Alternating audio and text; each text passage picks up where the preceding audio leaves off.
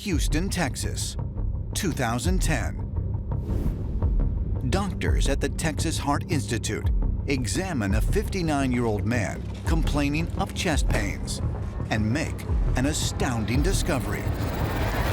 The patient has a 3-chambered heart, similar to that of a reptile. Researchers attributed the rare condition to an evolutionary phenomenon called atavism, when a lost trait of a distant ancestor reemerges in a modern organism. So the idea is, if you look at where we evolved from, we were first fish. Fish have a 2-chambered heart. And then we came on land, we're more like a reptile that has a 3-chambered heart. And then eventually the 4-chambered heart as we became mammals and then humans.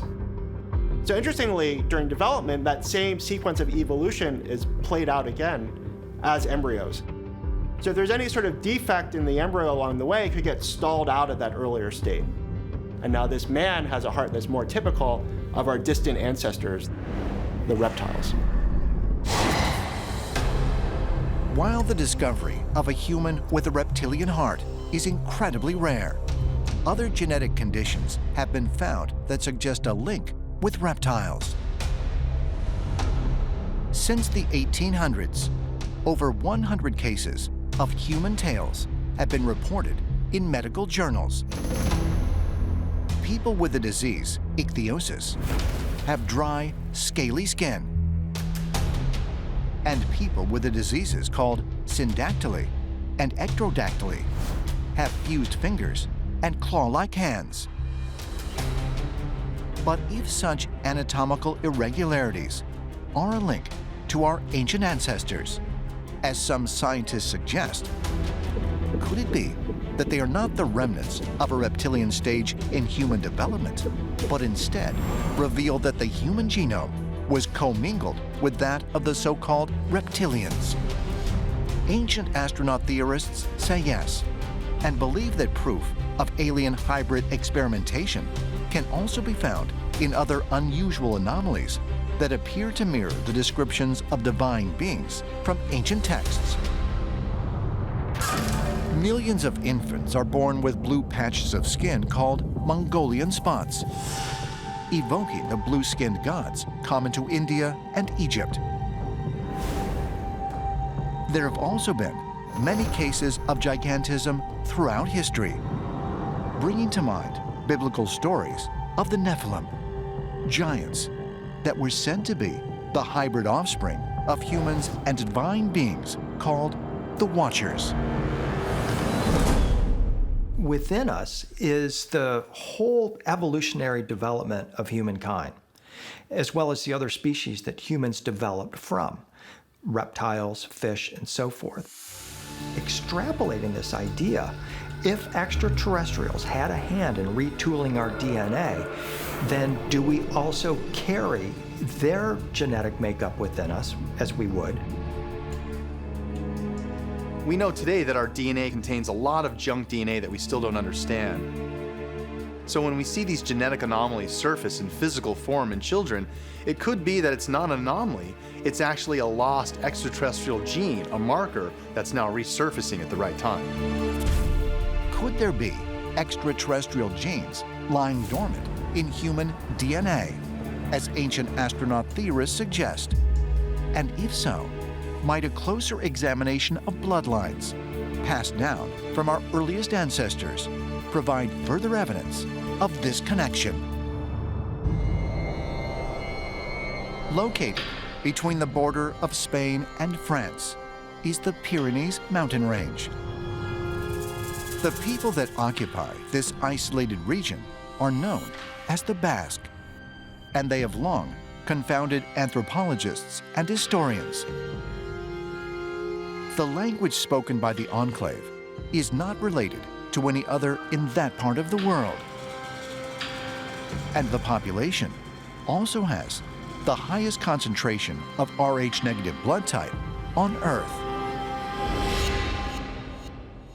Up to 35% of Basque people have Rh-negative blood. And Rh-negative blood is one of the most unusual blood types.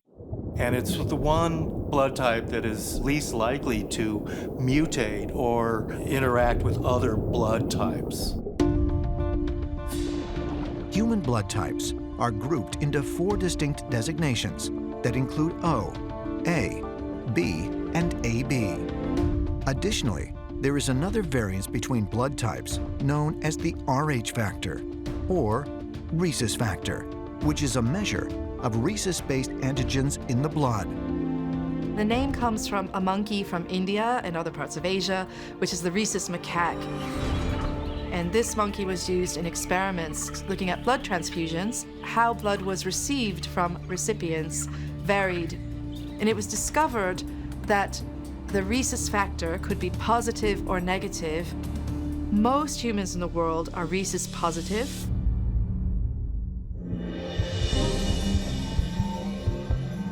85% of humans in the world are Rh positive and have no issues receiving blood from positive or negative donors.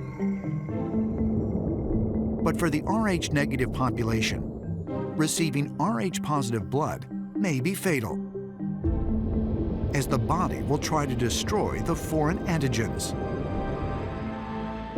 And for women that are Rh negative, mating with an Rh positive partner could be detrimental to the fetus.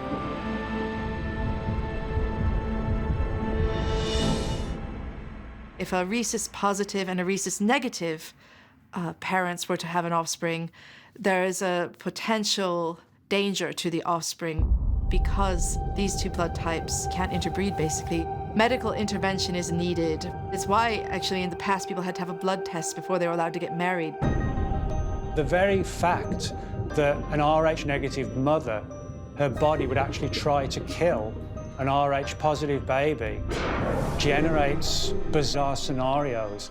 How on earth could this happen? It suggests somewhere in our lineage that the Rh negatives and the Rh positives are perceived as being profoundly different. And also, studies of Rh negatives suggest that they have lower than normal blood pressure, lower than normal pulse. In a number of cases, they have an extra vertebra in their back. Rh negative is very rare. Most of the world didn't have it until colonization started in the 15th century. Rh negative didn't exist in the Americas, it didn't exist in Southern Africa, it didn't exist in Asia. It was only in Europe, so it spread out from there. Out of Africa, that theory has it that all human beings originated in Africa, Southern Africa, Sub-Sahara. They're all Rh positive. They don't have any Rh negative. Where did Rh negative evolve then? 15% of the humans have Rh negative blood. 15%. And scientists have no idea where it came from. What they do believe is that if you have that, you may have been evolved from a different kind of species on this planet. Now, was that species put here, genetically altered, or was it just a natural formation of the planet in its evolutionary stage? Who knows? But the fact is that Rh negative people, and again, there's 15% of them on this planet, may have come from outside sources.